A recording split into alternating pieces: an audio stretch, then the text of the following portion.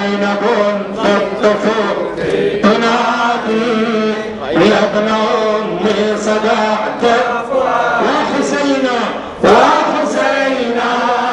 وغريبا وشهيدا وحسينا وغريبا وشهيدا الرزع بدهري يلاقي فهو أهون مما ألاقي إخوتي جزروا كالأضاحي بسيوف العدا والنفاق إن يكن صدق قد غاب عني رزقه في ربى النفس باقي كيف أنسى موقفي عند الشدة من به يهتف ما عشت فؤادي كيف أنسى موقفي عند الشداد من به يهتف ما عشت فؤادي زينب زينب في الطفول تنادي يا ابن أمي فؤادي زينب زينب في الطفول تنادي يا زينب يا ابن أمي وحسينا وحسينا غريبا وشهيدا وشهيدا وحسينا وحسينا وشهيدا وشهيدا. أعوذ بالله من الشيطان الرجيم. بسم الله الرحمن الرحيم. الحمد لله رب العالمين. أعظم الله أجورنا وأجوركم بمصابنا بالحسين عليه السلام وجعلنا وإياكم من الطالبين بصائره مع وليه إمام المهدي من آل محمد عليه السلام. بقي من jaale di ànd ak yéen ci dëju Imam Hussein di ñaan yàlla nañu ci yàlla fay bi gën a mag te yàlla nañu yàlla boole ñi nga xamante ne ñooy fayul Imam Hussein ba pare taxawal mu bëggoon a taxawal ànd ak doomam ji di sëtam di ko wuutu mooy Imaamul Mahdi alayhi salaam. mbokk yi tey dañuy ñëw nag jéem a indi tuuti lan moo waral Ashura parce que lu ci ne soo xamee li ko waral day tax nga mën koo comprendre ñi jàng histoire phénomènes yi am ci àddina bi yépp surtout guerre yu mag yi suñ koy étudier dañ naan grand 1 les causes lan moo ko indi mais toujours suñ defee grand 1 dañuy def petit 1 les causes lointaines ba pare def petit 2 la cause immédiate loolu moom mooy lan mooy lépp lu ñuy jàngale ci lu xew dañuy xool lan moo ko indi waaye ci xool boobu loolu ko indi sabab yi dañuy xool sabab yi yàgg ya ko lal ya ka sos maanaam la nga xamante ne moo nekk reen ya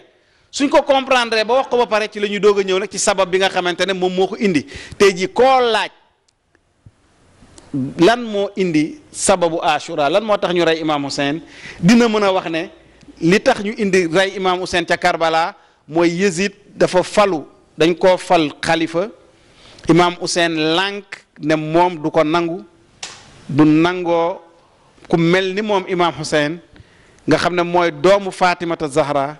di doomu amir al muminin Ali ibn Abi Talib di doomu rasulullah sallallahu alayhi wa sallam waaye tamit di imam bi nga xamante ne moom la yàlla fal pour mu jiite xeet wi ku mel ni moom du mukk dem di nangu di jaayante di nangu ne ku mel ni Yezid mooy xalifa jullit yi ku mel ni Yezid moom mooy kan Yezid mooy doomu Muawiya moom mooy doomu Abu Sufyan ak Hind Abu Sufyan moo taxawoon ne l'islam du fi am xeex ak yonent bi lu ëpp ñaar fukki at pour l'islam bañ a am bi mu demee ba xam ne amul pexe mu ne li mu munta woon def ci biti na dugg ci biir xeexe ko ci biir pour l'islam yàqu mooy doomu Hind mooy ki yéeyoon resu Amza Seydu Shuhada bi nga xamante ne mooy bàyyi tëxu yonent bi moom bi nga xamante ne moo doon protéger l'islam donc Muawiya yaayam da doon yëy resu waa kër yonent bi sallallahu alayhi wa sallam. Muawiya moomu moo reylu imaam Ali alayhi salaam moo posene imaam Hassan mii magu imaam Hussein moo tax imaam Hussein lànkoon ne ku mel ni moom du nangu mukk di dem di jaayante ku mel ni Yazid. waaye nag li ñu war a question bi ñu war a poser ñun ñëpp pour ñu comprendre ko mooy ku mel ni Yazid moom fan la mën a jaar ba nekk xalifa rasulullahi sallallahu alayhi wa sallam. tout le problème est là. moom fan la mën a jaar ba toog ci minbaru rasulullahi sallallahu alayhi wa sallam doo kattan ak pouvoir yi nekkoon ci loxo yonent bi yépp sallallahu alayhi wa sallam ñu ne léegi ci loxo Yazid la nekk ba mu am sañ-sañ ne moom moo jox ordre. kan la jox ordre? ñi mu joxoon ordre c'est l'armée musulmane maanaam armée jullit yi ne leen ban ordre la leen jox dem leen réellement Ousseynou moom mooy kan? mooy comme li Seyd bi wax sànq mooy ki taxawoon ak ñoom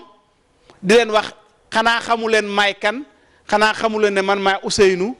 est-ce que xam ngeen ci kaw suuf ci yéen wala fu dul ci yéen benn sëtu Rasulullah ko dul man? ñu ne ko loolu koy xam nañ ko,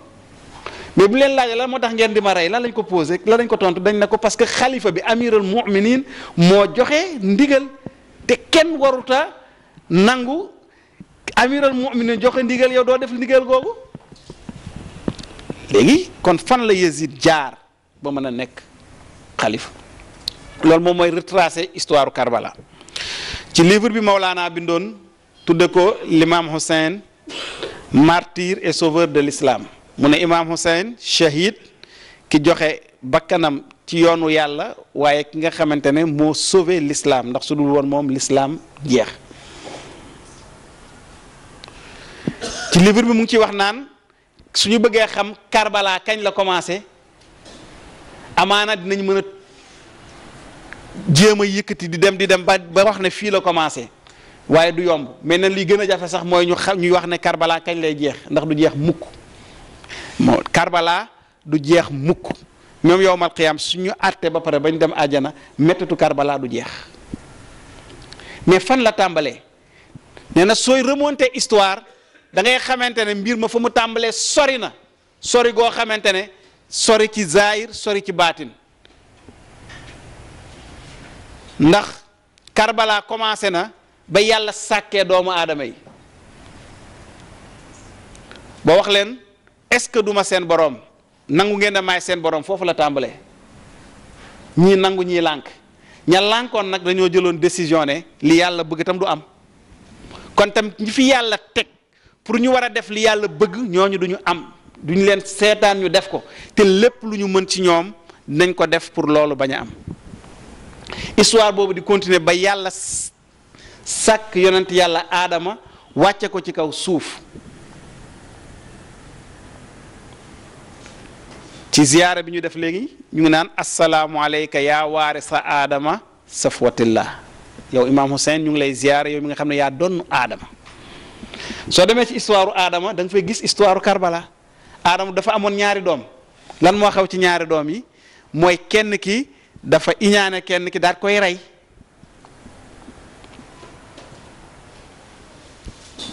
ka rey moo représenté parti Iblis moo représenté Yazid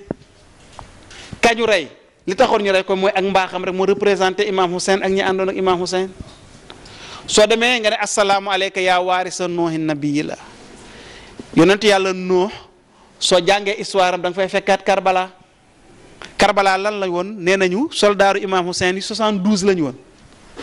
soldaaru Yazid yi ko doon xeex ak ñoom nekk 30 000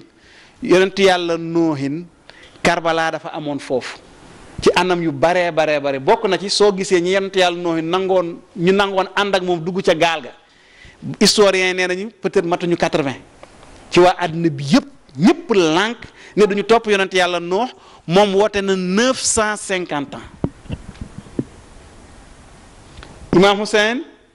ahlul bayt ginnaaw yonent bi sallallahu 50 ans ñuy woo nit ñi di leen wax ne déedéet lii ngeen topp nii du noonu ñëw leen ci dëgg bi.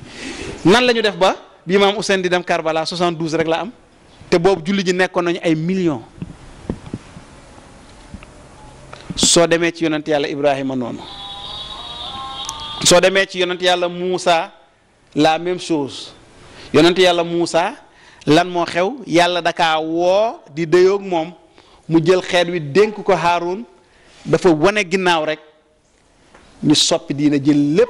delluwaat ci kéefër ga ñu nekkoon ba pare bi leen Haarun di wax naan bàyyi leen lii du moom dañ ko bëggoon a rey moom tamit exactement la même chose yonent yàlla Isa kuy yaayam Maryam nekk jigéen ju yàlla sellal mu gën ci jigéenu jamonoom mu jur yonent yàlla Isa imaam Hussein yaayam nekk jigéen gu yàlla sellal mu gën ci jigéen yi yàlla musa sàkk muy Fatima Zahra salawatullahi wa salaamu alayhi imaam yonent yàlla Isa lan moo ko tax a nëbbu fi mu nekk nii lu dañ ko doon rey lan moo tax ñu ko doon rey dafa ne nit ñi loolu ngeen nekk du dëgg lii ma yàlla yónni moom mooy dëgg ñu ne ko loolu du fi amee tuuti nit wa amana taifatun min bani israil wa kafara taifa ñenn ñi gëm ñenn ñi weddi mais ñu weddi ñoo ëppoon fuuf ñi gëm ëpp leen doole ñu ne dañu rey yonent yàlla Isa yàlla yéegal ko ba ci yonent yàlla Muhammad salawatullahi wa salaamuhu alayhi exactement même chose moo am ñaata yoon lañ ko essayé rey sottiwul ba mujj gi ñu rey ko ak posan c'est pas par hasard yonent bi sallallahu taala alayhi wa sallam doon wax naan amul benn yonent yàlla bu daj ci mettit ak ci coono bu toll ni li ma daj xam nga ne bi mu jógee Taabuk di ñibbisi ci guerre ba ay saabaam ñu ne nañ mat na au moins 12 ndax xàmmee nañ leen ba jël na liste ba jox Xuzayfa al-Yamani ñu ne nañ ko xaar ci kaw montagne bi fi nga xam ne pax bu mag moom moo fa ne loolu tubaab bi tudde ravin nga xam ne su egsee foofu ñu daal di tiital giléem gi mu daal di daanu mu dee comme ça ñun li ñu bëggoon mu am parce que nee nañ woon lu taxoon loolu mooy du ñu nangu ginnaaw yonent bi sallallahu taala alayhi wa sallam ñu topp waa këram. ñu dem Ghadir Khoum yonent bi sallallahu taala alayhi wa sallam def dernier discours am avant mu koy def ñu xam ne loolu lay waaj a def ñooñu seen bopp ñoo daal di dem réunion signé benn këyit. su ngeen demee ci discours Ghadir Khoum yonent bi nga fi wax naan muy wax les gens du feuillet asaabu saxifa les gens du feuillet nit ñi nga xamante ne ñoo bindoon këyit boobu signé ko mu yonent bi ne ñoom ñëpp ñu ngi fii ci biir mbooloo bi mun naa tudd seen tur tudd seen turu ndey tudd seen turu baay joxoñ leen ne kii ak kii ak kii la waaye yàlla joxuma si ndigal mu jël liste boobu jox ko Xuzayfa al-Yamani ñooñu defoon loolu ñooñu ñoo posene yonent bi ñoo jël xilaafa gi bañ ko jëlee nag moo tax Yazid mën cee jot benn borom xam-xam ahlu sunna bu mag Ibnu Quray nekkoon mufti bu mag nekkoon imaamu Kaaba gi biñ koy laaj ci affaire Fatima Zahra tontu bi xam naa ko mais ñemewuma koo wax ndax damaa ragal xalifa yi te xam naa ne su ma leen ko waxee du ngeen toppati Malik du ngeen toppati Shafi du ngeen toppati ane Abu Hanifa du ngeen ci toppati kenn waaye nee na lii firndeel li ma leen di wax mooy xam leen ne Imam Hussein ci misaal ni mu ko waxee kenn reyewu ko Karbala Imam Hussein reyewuñ ko Karbala Médine lañ ko reyee ca Saqifa Bani Saada nee na Imam Hussein reyewuñ ko Karbala ñu ngi ko reyee Saqifa Bani Saada ca biir Médine mooy fa ñu réunion woon ne dañ fay fal xalifa ya rasulullahi bi sallallahu alayhi wa sallam fekk yonent bi mu ngi doog a gaañu waa këram ñu ngi koy toppatoo nee na foofu la ñu reyee Imam Hussein ndax ki rey Imam Hussein moo nekkoon xalifa ba ne mu def ba jëlee xalifa ba foofu la ko jëlee mu ne doy na ci misaal ci yéen ñii ñëpp ku am xel rek doy li may waaj wax nee na doy na ci yow misaal mooy nga laaj lan moo tax Fatima Zahra salawatullahi wa salaamu alayha ñu suul ko guddi ci béréb bu kenn xamul daal di nëbb bàmmeel ba nee na ku trouver réponse ku xool lan lay tontu ci question bi lan moo waral loolu di nga comprendre li ci des lépp kon nag mbokk yi suñu bëggee xam dëgg li waral Ashura lan moo waral Karbala Karbala kañ la commencé ci sunu xeet ñun xeetu yonent yàlla Muhammad sallallahu alayhi wa sallam dañuy wax ne Karbala mu ngi commencé ca Saqifa moo tax waykat ba ne jaasi ya rey Imam Hussein ca Karbala ñu ngi ko defar daat koy daase ca Saqifa ca Medina nee na jaasi yi rey Imam Hussein ca Karbala ñu ngi ko defar daase ko ca Saqifa ca Medina Mawlaana ne ki njëkk a dee ci Karbala du ko ñuy wax du ñuy wax ñëpp nee na kooku mu ngi tudd Muhsin fan la dee nee na papaam yal na yàlla yokk leeram ci àjjana yi gën a kawe Chérif Alhassan Aydara ñu ngi koy jaale maamam Imam Hussein benn bis dafa toog di way ci arab naan de am na sama benn maam boo xamante ne xamu leen ko de Muhsin la tudd waaye su ma leen waxoon moom mooy kan ak fan la jaar kon fii ma toll jaas yi dina génnaat deret dina tuuruwaat Muhsin boobu Mawlaana nee na Imam Jaafar Sadiq salawatullahi wasalaamu alayhi mu ñëwee ci aaya bi ñuy wax wa izal maw'udati su'ilat bi ay zanbin xutilat yàlla di wax naan bakkan boobu ñu reyoon su taxawee di laaj ne moon ban bàkkaar laa def ba ñu rey ma nee na bakkan boobu di yàlla di wax ci alquran du kenn ku dul sama maam Muhsin mooy ka njëkk a daanu ca Karbala ndax Karbala commencé wul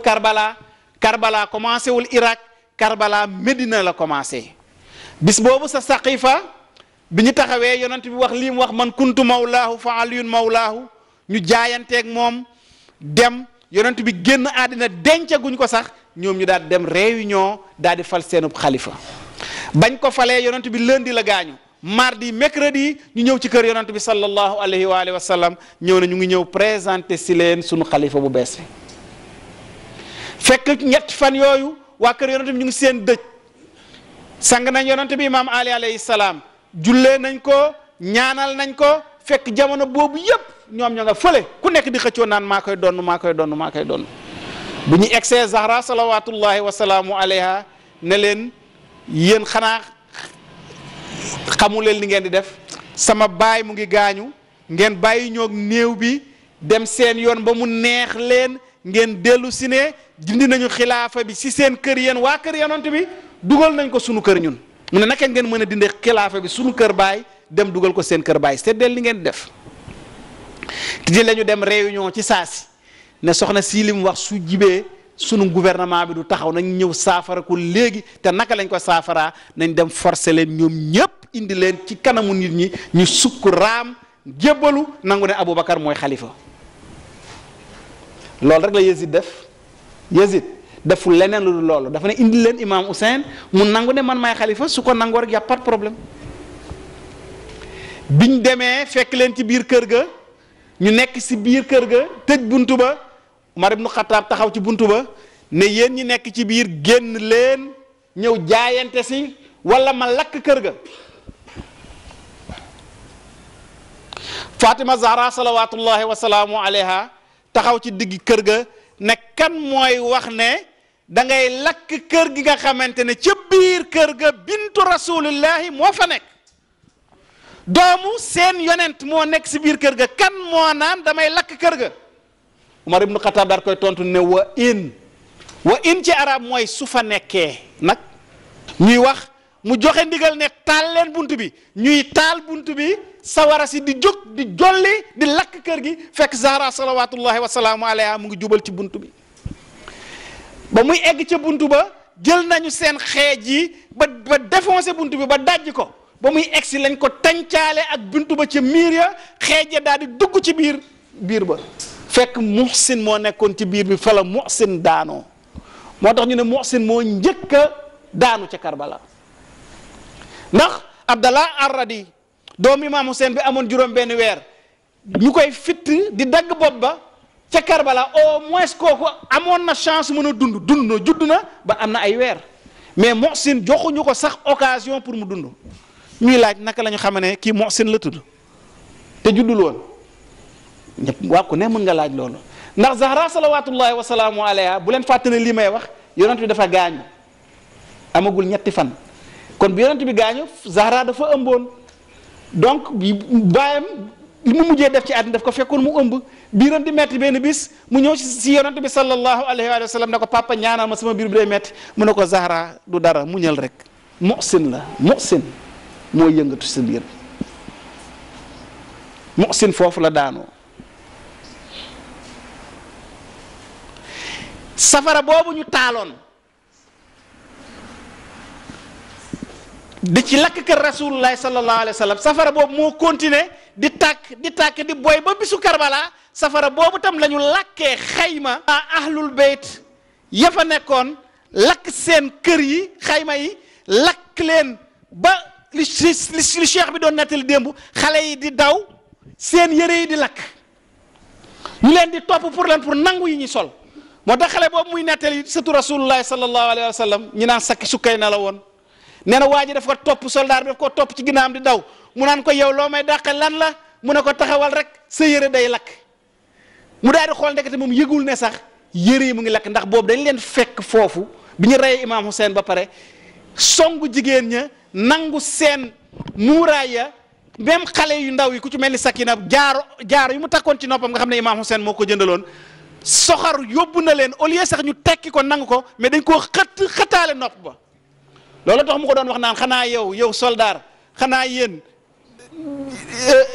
jàngu leen alxuraan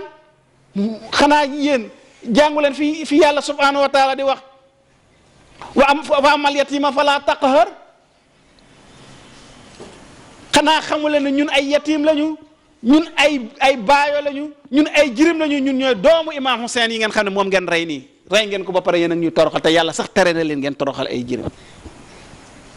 sawara bi ñu taaloon kër yonent bi sallallahu taala alayhi wa sallam moom moo continuer ba Karbala daal di lakkaat kër yonent bi fa nekkoon muy xayma ya bi Fatima bi Muhsin daanoo mu xëm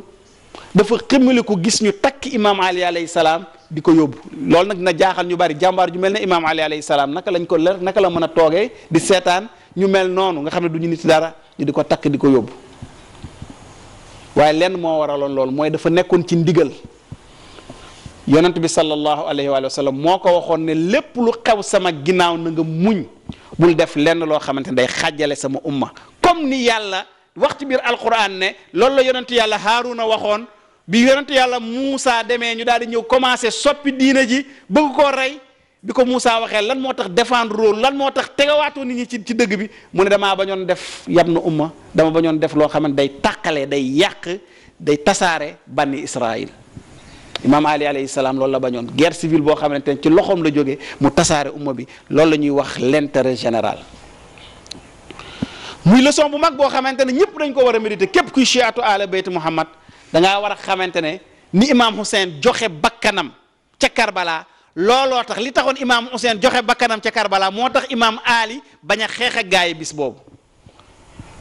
bi mu ñëwee Zahra salawatullahi wa salaamu alayha ximmaliku gis ñu yeew Imam Ali di ko yóbbu mu daal di jàpp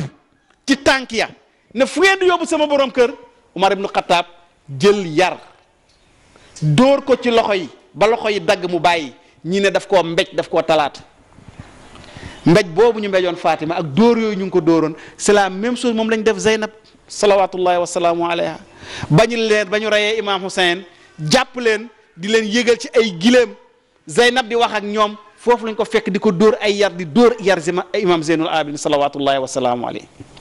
te ñi ko doon def ñëpp nee nañ julli nañ tisbaar nee nañ ashhadu an la ilaha illa allah wa ashhadu anna muhammadan abduhu wa rasuluhu allahumma salli ala muhammad wa ali muhammad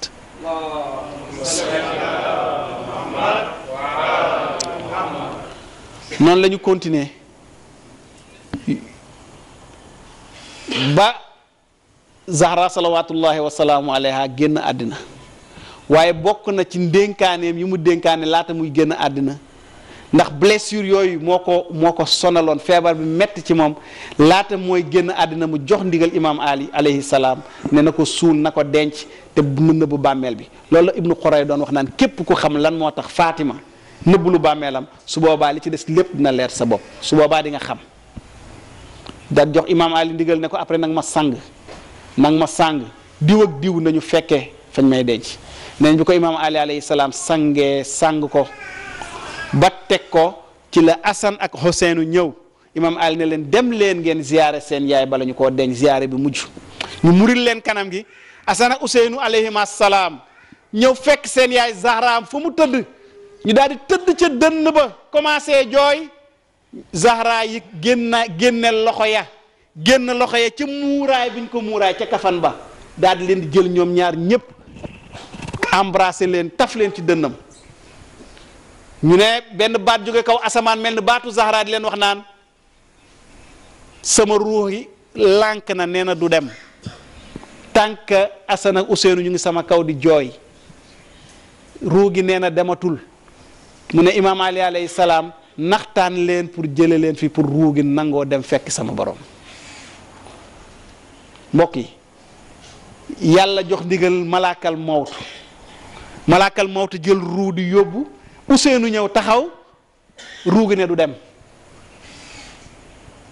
est-ce que kooku mën nañoo xam ban dimension la kooku mën nañoo xam nan la toll kooku mën nañoo xam moom mooy kan kooku lañu rey ca Karbala bisu Ashura imaam Hussein moomu noonu la continuer bi yaayam gaañoo xalifa ba ca topp di Omar ibn Khattab continuer def papaam imaam Ali résidence surveillée du ñu wax ak moom lu dul suñu amee soxla lu mu leen mën a fajal xalifa ba ca topp Ousmane def la même chose ba mujj gi doomu aadama yi jullit yi ñoo mujj maar ci loolu ñoom ñëpp ñu daal di ñëw fekk Ousmane ci biir palais daal koy encercler rey ko bi ñu ko reyee nag lañ ne léegi kon pour ñu mën a am jàmm am xéewal il faut que ñu delluwaat rek ci la yonent bi waxoon ñu jëlaat xilaafa bi jox ko imaam Ali alayhi salaam bi ñu ko joxee ñaari mbir tax imaam Ali mujjul sax mën a def lenn ndax ñaari discours la def discours bu njëkk bi daf ci doon wax nit ñi li ñu yàq ci diine ji te xam ne tey jii su ko bëggee indiwaat dañ naan moom Alioune moo nekkul ci diine ndax 25 ans am na ñoo xam ne ci loolu lañ judd fekk soppi nañ julli soppi nañu woor soppi nañu aj màkka soppi nañu sëy naka lañ koy defee soppi nañ lépp lu yonent bi jàngoon Omar ibn Khattab soppi na ko nee na imaam Ali ne xam naa ne su ma leen bëggee delloo ci li sama mag rasulullah sallallahu alayhi wa sallam doon def kon sama soldaar yi ñoo may njëkk a xeex beneen bi mu ne leen léegi nag lii xew mooy yéen a ma falte laajuma leen ko kon nag dinaa delloowaat di leen attee ni sama mag rasulullah doon attee maanaam képp koo xamante ne yor nga fi loo warut a yor dinaa ko nangu jox ko ki ko war a yor privilège yépp dama koy dindi arab gënul dootul gën kenn dootul fi taxaw ne arab yaa gën ko dul arab kenn du fi taxawati ne kuy xurees yaa gën ko dul xurees kenn dootul fi taxawati ne góoru xurees ki ku dul xurees munoo takk jigéen bu dul xurees jigéen boo xam ne xurees la maanaam yi ñu defoon ci société bi yëpp ak aussi ñenn ñi ñu privilégié woon doon jël xaalisu bayti maal bi di leen jox mu ne loolu lépp dafay jeex looloo tax Talha ak Zubair ak Aïcha daat koy déclaré guerre boobu ci la Talha ak Zubair faatoo mooy guerre la bataille du Chameau moo tax tam imaam Ali alayhi salaam Muawiya tamit mii di doomu Abu Sufyan nag après loolu la ko déclaré guerre muy guerru Siffin mbokk yi su ngeen bëggee xam nag lii lépp suñ koy retracé mooy fan la Muawiya jëlee doole ba imaam Ali nekk xalifa jullit yépp mu am possibilité ñëw opposé woog moom xeex ak moom xeex boo xamante ne ca mujj ga dañ cee rey imaam Ali mooy ba ñu demee ca Saqifa ba paacoo xilaafa ga Abu Sufyan dafa ñëw ci imaam Ali alayhi salaam ne ko nooy mën a seetaane ba ñi nga xamante ne ñoo gën a ñàkk solo ci Quraysh ñuy nekk ay xalifa kaay mun naa indi léegi plus de 6000 cavaliers 6000 soldats juróom benn junniy soldats léegi ñu dindi fi ñii delloo la sa àq mais imaam Ali xam na ne kii wax ak moom seytaan la te imaam Ali alayhi salaam moo tax sooy lire yenn livres yi tubaab yu bari di wax naan imaam Ali était un mauvais politicien parce que ñoom li ñu tuddee politique mooy lan mooy la fin justifie les moyens maanaam nit ki lépp lu mu bëgg nu mu ko mën a amee rek baax na mais comme que imaam Ali moom nitu yàlla la boo xam ne yàlla moo ko fi teg lii la bëgg mën na ko amee noonu waaye du ko amee mukk ci lu dul dëgg loola Mawlaana di wax ne benn jullit du dem comme ni ko imaam Ali jàngalee di ut dëgg di ko utee ay fen même sa dëgg bi nga moom nga jël uti fen pour dem récupérer ko sax neen loolu sax dëggul loolu sax du dëgg moo tax imaam Ali daat ko ne ko tufu yow kañ la l'islam intéressé ba ngay ñëw di ma proposer lii mais bi mu ko dàqee mu dem ca ñeneen ñi menacé ko menacé leen ne leen yéen fu ngeen teg xalifa ñu ne ko kaay noppil léegi wax ñu loo bëgg mu ne sama wàll ci lañ jël doomam bu tudd Yazid moom mooy taawam fal ko gouverneur Syrie Yazid doomam jooju Yazid la tudd mooy taawam moom lañ jël fal ko gouverneur Syrie après mu daal di jël ba muy dem jël nag waa famille yëpp daal di leen yóbbaale foofu ba mu demee ñu teg fa quelques mois mu daal di faatu foofu mu am épidémie de peste mu dee ba mu deewee ci la ñu fal Muawiya rakk ji teg ko gouverneur bañ ko bàyyee bañ ko tegee Syrie nga xam dafa sori woon Médine ñu bàyyi ko foofu nag moom mu organiser foofu ci xilaafa Aboubacar li ci desoon ci xilaafa Omar ci xilaafa Ousmane mu organiser foofu nu ko neexee am fa dooleem commencé faa jàngal islam boo xamante ne day ŋàññ waa kër yonent bi ñuy seetaan loolu lépp mu commencé di naan sàngara di njaaloo bu ñëwee boole ko Ousmane ne bàyyi leen ko kooku moom mooy Kisra wu arabe yi c'est lui le César des Arabes ba loolu moo indi woon Abu Zar al-Ghifari bi mu gisee Muawiya di naan sàngara mu daal dem koji oto bi noonu laa ko mën a waxee bi nga daan indi sàngara caravane bi la dem koji daal leen jàpp jël sàngara bi yëpp tuur ko bi mu ko tuuree ci la ko Muawiya jàpp delloo ko Ousmane Médine looloo tax Abu Zar al-Ghifari Muawiya ki Ousmane daat koy exilé ba ci exil boobu ci la faatoo loolu Muawiya bu mu nekkee foofu nag yar waa Syrie ci lan ci xamal leen ne ñoom waa Banu Umayya ñoom ñooy nit ñu baax ñi waa kër yonent bi ñoom ñooy nit ñu bon ñi loolu laa leen doon wax keroog ne dem nañ Syrie ba ku ci am xaj da nga koy tuddee Assane wala Ousseynou soo amee doom soo bëggee mu barkeel nga tuddee ko Yazid wala Muawiya ñoom noonu lañ leen màggee moo tax armée bi nga xamante ne ñoo rey Imam Hussein ca Karbala seen ordre yi ñu ngi ko jëlee woon Syrie te seen renfort yëpp tam aussi Syrie la commencé woon moo taxoon ñoom laata ñooy dem di rey Imam Hussein dañoo jaayante comme ni ñuy wax dañ ne suñu demee rey Imam Hussein ba pare ñibbisi xilaafa bi des ci loxo waa Banu Umayya kon ñoom dinañ woor bis boobu pour sante ko yàlla loolu moo koy moo indi wooru tam xarit moo tax imaam Jaafar Sadiq salawatullahi wasalaamu alayhi ne képp koo xamante ne yow bëgg nga ahlul bayt bur woor tam xarit bur woor 9e jour bi ndax ñi ko doon woor li tax ñu koy woor dañ ne dañuy sant yàlla ci lim leen may ñu dem rey imaam Hussein ba dellu si te dellu si waat Syrie ba pare mbir mi xilaafa gi des ci loxo waa Banu Umayya moo tax ñu ne loolu koor gi sunna waa kër Abu Sufyan la noonu la ñu dem ba ñu reylu imaam Ali alayhi salaam imaam Asanul Mujtaba ñu daal koy posene traité bi mu signé woon ak Muawiya liñ ci waxoon moom mooy su Muawiya deewee day delloo xilaafa bi imaam Asan bu dee mu ngi dund sinon mu dund ko mu delloo ko imaam Hussein waaye bi Muawiya deewee laata moo dee la samp doomam Yazid fekk sax Yazid nekk fa woon ndax mbokk yi foofu laay jeexale tey ci histoire bi comme ça chaque jour ñu jël ci tuuti ndax Yazid mii naka la Muawiya nekkee baayam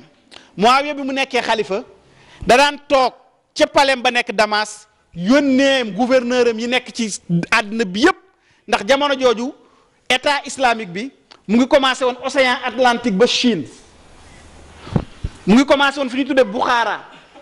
Bukhara mu ngi nekk fi mu nekk Union soviétique Russie ba fii Tchad lak Tchad loolu lépp benn buur la woon da daan yónnee ci gouverneur am yi ne ku nekk dëkk bi nga nekk jigéen ñi fa gën a rafet nañ leen jàpp indil leen ko suñ leen indee mu def leen ci biir paleem loolu tubaab bi tuddee un harem ku fa ñëw rek jabaram nga noonu la doon def am ay téeméeri jigéen loolu moo waral sooy jàng histoire ñu wax le phénomène des eunuques mooy lan mooy ay góor yoo xam dañ leen a tàpp Muawiya moo njëkk a jël ay góor ci biir islam tàpp leen pour lan pour ñu koy gardeel jabaram yooyu waaye mbonam yóbbu woon na ko ci ne comme que moom dañ leen wax ne moom mooy xalifa bi jàkka ji mu daan jullee dafa defaroon néeg ci wetu mihrab bi fi imam bi di taxaw néeg boobu ci la daan dugal jigéen ñi di nekk ak ñoom foofu di def yëfu saay-saay su noddkat bi noddee mu daal di jaar ci buntu bu ndaw bi daal di dem jiite ji daal di continuer waat loolu ba dégg naa benn borom xam-xam mu ne Yezid ci boppam ci loolu la juddoo ndax Yezid yaayam sax nekkul woon jullit te papaam mosu koo takk te bi mu gisee ne ëmb na dana ko dellul fa nga jóge kooku daal delluwaat fa mu jóge woon ba mu fa delloo foofu la Yezid juddoo fa la màggee li mu nekk xale yépp amul benn métier bu dul yar ay xaj yar ay golo ak rëbb xamul dara ci lislaam musu koo toppatoo Yezid ci boppam moom moo koy nettali am na ay poème yu Yezid bind ay way moom Yezid mu ngi ciy nettali naka la defoon ba nax rakku yaayam bu bokk ak yaayam ndey ak baay ba sëy ak moom di nettali moom naka la doon sëy ak yaayam bi ko jur ak naka la doon sëy ak sëram boo xam ne ñoo bokk ndey ak baay kooku moo nekkoon xalifa jullit ñi ñu ne léegi na nekk amiral mu'minin loolu tax imaam Hussein alayhi salaam ne ku mel ni man du nangu mukk ku mel ni kii di nekk xalifa ñu ne ko soo ko waxee am jàmm même soo ko nangoo du am benn conséquence da nga koy nangu nii rek mais wax ko rek nit ñi dégg ko comme ça ñu may la sa jàmm loolu nag ci la imaam Hussein alayhi salaam wax ju mag jooju nga xamante ne incha allah dinañ ci dellu ba tey ji armée sénégalaise ak sapeur pompier Sénégal moom la ñu jël def ko seen devise. On nous tue, on ne nous déshonore pas. Al mawt awla min rukubil haari Imam Hussein moo ko njëkk a wax. On nous tue, on ne nous déshonore pas. Sauver ou périr. Sauver l'islam wala dee rek waaye du ma nangu mukk toog di seetaan ñu yàq sama diine maam ak sama diine bàyyi rasul imam Ali ibn Abi Talib lépp lu ma ci góobee dinaa ko gar mais du ma ko seetaan te du ma nangu ku mel ni Yezid muy nekk xalifa mooy sauver ou périr. On nous tue, on ne nous déshonore pas. loolu tax mu nangu bi ko armée bi encerclé ndax bis ni ki tey deuxième jour ci weeru muharram ci la imam Hussein alayhi salaam bi mu jógee Médine dem Makka waxtaan faak nit ñi wax leen lan moo ko tax a jóg ne damaa jóg pour ñoŋal diine sama baay ak sama maam pour digle lu baax tere lu bon ndax li xewoon mooy lépp lu baaxoon Yezid ak baayam bi ko jiiti woon dañ koo bonaloon lépp lu bonoon ñu baaxal ko mu ne damaa ñëw pour inverser la tendance pour ordonner le bien interdire le mal restaurer la religion de mon père et de mon grand-père wax nit ñi gis nga bi mu jógee Màkka waar nit ñi wax leen lan moo ko tax a jóg 4000 personnes ñoo ko topp muy ànd ak ñoom di ànd ak ñoom ba ñu egg Irak foofu la dajeeg al-Hurr mi Cheikh Taha doon wax léegi ibnu Yazid ar-Riyahi moom la Ubaydullah ibnu Ziyad gouverneur ba fa Muawiya tegoon ne ko moom la joxoon ordre ne ko demal koji imam Hussein ñaar yi bu mu egg si mukk fii Irak bu mu egg si Kuufa léegi nag ñaar soo ko xasee ba koj ci désert bi na nga ko encercler ba keroog muy nangu ne Yazid mooy xalifa bi su ko nanguwul bu fexeel ba mu egg si al-Hurr noonu la def dama ne bi ñu dajee ba egg deuxième jour du mois de Muharram di bis ni ki tey foofu la ñu egg benn bërëb imam Hussein xool nii gis mu niroog fa ko maamam rasulullah sallallahu alayhi wa sallam ne fa lañ lay reyee mu daal leen laaj ne bërëb bi nan la tudd ñu ne ko At-Taf mu ne amul beneen tur ñu ne ko axankay Naynava mu ne leen amul beneen tur ñu ne ko axankay Karbala mu ne taxaw ne allahumma inni a'udhu bika min al karbi wal bala yàlla maa ngi lay ñaan nga musal ma contre le malheur et l'affliction musiba ak bala ñi mu àndaloon wàcce leen seen fas yi te ngeen samp xayma yi fii ngeen samp tànt yi fii egsi nañu fi ma sama maam rasulullahi sallallahu alayhi wa sallam waxoon ne fii lañ may reyee fii la ñuy dagge sama bopp jàpp suñu jigéen ñi def leen ay jaam daa taxaw def discours ba ne képp koo xamante ne dëgg la taxawoon a jóg xamal ne fii dara du fi amati lu dul joxe sa bakkan waaye ku leneen taxawoon a jóg nag jéggal naa la 4000 personnes yi mu àndaloon ci lañ wàññeeku wan ko ginnaaw mu des faak 72 personnes yi nga xamante ne ñoom la àndaloon ba muy jóge Médine kon mbokk yi bis ni ki tey di deuxième jour ci la imam Hussein campé Karbala alhuur yónnee message ne mu ngi foofu Ubaydallah ibnu Ziyad daal di yónnee Omar ibnu Saad ak Shimr ibnu Zal Jawshan ak renfort de 30 000 ñuy dem ba renfort bu ma 30 000 soldats jox leen digal na nag léegi nag encercler leen ko bu mu dem bu mu dikk ba keroog muy nangu li ñu bëgg sinon ngeen rey ko. ci jour yi di ñëw incha allah rabbi nañ jéem a ñëw nag ci événement yooyu ak bu ci nekk lan lañ ciy jàngee nañ xam saaba Imam Hussein lan lañ ci war a jàngee ña dem ànd ak moom ba pare rocceeku ña dem toog ak moom ña dem ànd ak moom ba waat ne ñoom du ñu gis mukk bàmmeelu Imam Hussein du ñu gis néewam ku ci nekk lan la ñu war a jàngee si ñoom waaye tam aussi ñu xool naka la ñuy jàngatee beneen côté bi ñi nekkoon devant Imam Hussein Yazid Ubaydallah ibnu Ziyad Omar ibnu Saad mi nga xamante ne moo dirigé armée bi rey Imam Hussein te nee nañu da daan julli guddi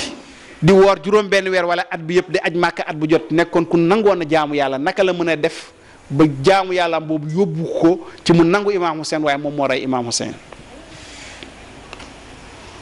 أعظم الله أجورنا وأجوركم بمصابنا بالحسين عليه السلام وجعلنا وإياكم من الطالبين بصأره مع ولي إمام المهدي من آل محمد عليه السلام السلام عليك يا رسول الله ورحمة الله وبركاته أعظم الله لك العزاء في ولدك الحسين عليه السلام